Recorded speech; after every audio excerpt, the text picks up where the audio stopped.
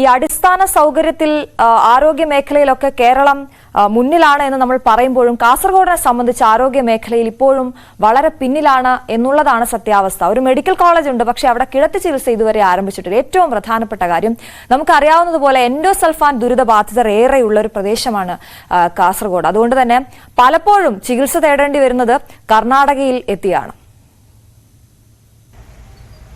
കാസർഗോഡ് ജില്ല രൂപീകൃതമായി 4 പതിറ്റാണ്ട് പിന്നിടുമ്പോഴും മികച്ച ചികിത്സാ സംവിധാനം ഇല്ലാത്തതിന്റെ ദുരിതം നേരിടുകയാണ് ഇവിടത്തെ ജനങ്ങൾ.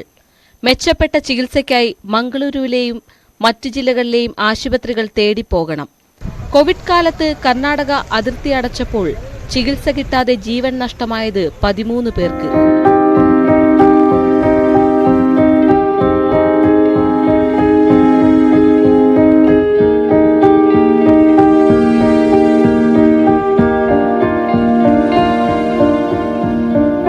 തറക്കല്ലിട്ടിട്ട് 10 വർഷം കഴിഞ്ഞിട്ടും കാസർകോട്ടെ മെഡിക്കൽ കോളേജ് ആശുപത്രിയുടെ പ്രവർത്തനം ശോചനീയമാണ്.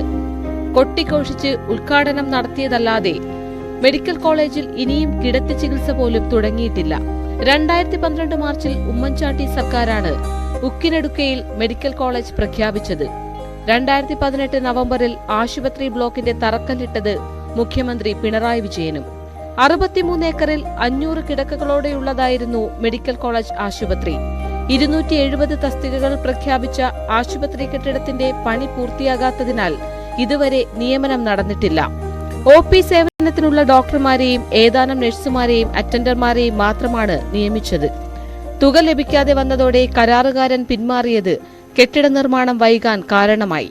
നടപടിക്രമങ്ങൾ പൂർത്തിയാക്കി പുതിയ കരാറുകാർ പണി ആരംഭിക്കാൻ ഇനിയും സമയമെടുക്കും.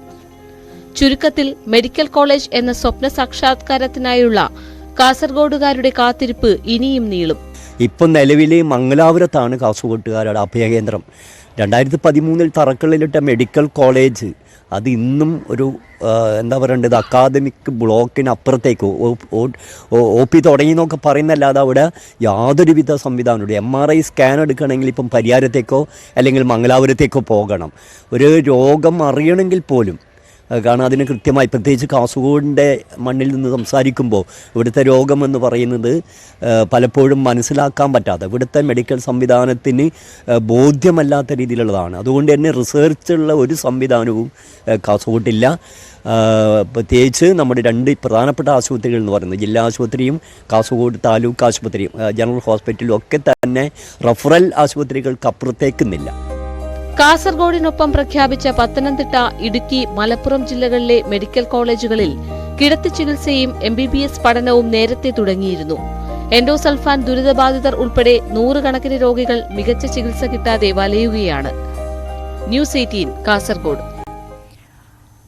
എന്തായാലും കാസർഗോഡിന്റെ ദുരവസ്ഥ അതൊന്ന് ചൂണ്ടിക്കാണിക്കുക തന്നെയാണ് സകലമാന കേരളം ചെയ്യുന്നത്. അധികാരികൾ കാണേണ്ടത് തന്നെയാണ്. നമ്മൾ ഇനി പോകുന്നത്